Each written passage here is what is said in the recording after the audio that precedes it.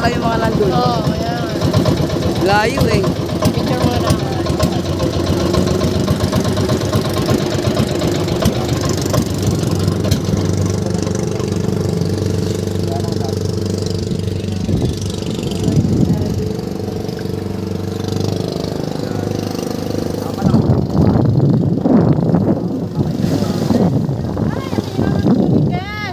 Ay, oo nga. Ang ganda ng tubig niya.